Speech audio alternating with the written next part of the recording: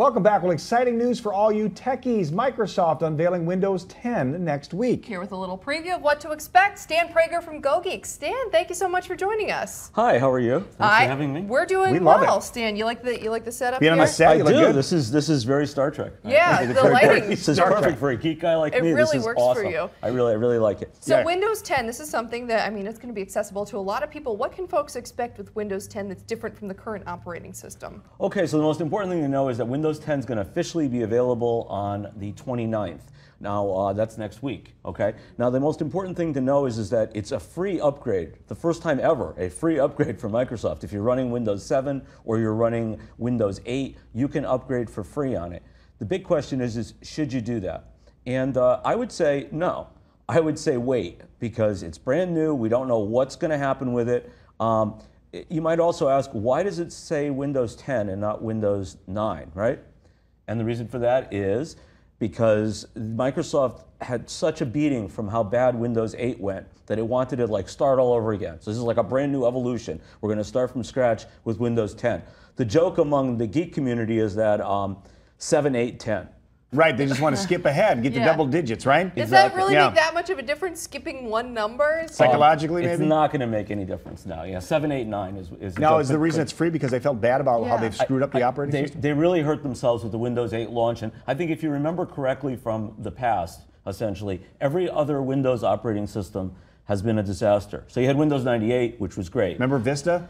Well, I was getting to that. Yes. Okay. So 98 rolled into Millennium, which was awful. Rolled into Windows, rolled into XP, which was great. And then after XP, we had Vista, which was a disaster. Windows 7, terrific. Everyone loved it. They went ahead and replaced it with 8. So the big question is what will 10 bring? And I'm going to say wait and see. They're really pushing people to Apple computers. The more they screw up their, their operating systems, then people go, let's buy an Apple. It's unfortunate because Microsoft really should be credited with developing an operating system that allows you to install a lot of different items. I mean, Apples are great, but it's a very limited world, what you can put on your Apple, what you can install. Windows operating system is like a carpet in a room. You can put all kinds of different furniture on it.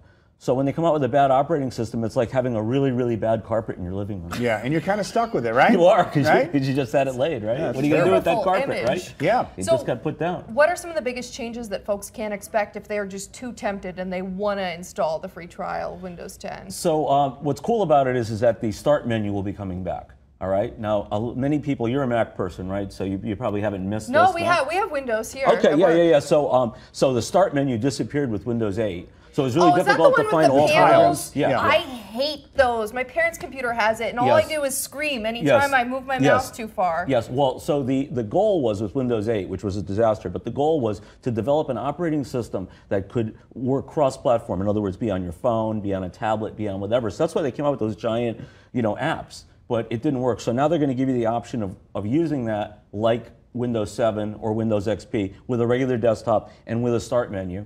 And there's a lot of other cool new features that they talk about, but the question is what I'm interested in aren't features. I'm interested in is how stable is it? How compatible is it with other operating systems and other software that you have? And other browsers too, right? Because there's so many browser options now, not just Internet Explorer, but you got Firefox and Mozilla, right? And yes. So Mozilla Firefox is an option. Chrome is an option. By the way, Internet Explorer is going away, and they're replacing it, and they're giving it a new name, but it's basically going to be another browser. Hopefully, it'll be less hijackable. I don't know if that's a word, hijackable, but if it isn't, there should be. No, but you've heard people say that all the time. If you're still using Internet Explorer, shame on you, because it is so hackable. The joke is that Internet Explorer is the browser used most often to download other browsers. Yeah, it's right, because and some sites won't even give you content. They say, you got a crappy version, let's get with the program. Exactly. So we're looking to see what's going to happen. Like I said, it launches next week. We'll get a better idea. We'll probably talk about it again on the show in the future. Once it's rolled out, we can see how good it is. I would say that if you have Windows 7, you should particularly hang on to Windows 7 because we know that works. If you have 8, 8's so awful that you might want to take the jump. But let's give it a couple weeks and see what happens. As with anything else, sometimes when it's new, whether it's a car, make a model of a car, you always try to work the bugs out first, right? Exactly, exactly. Yeah, because we never trust Generation 0, and this is Generation 0 on this. Do you remember Netscape Navigator?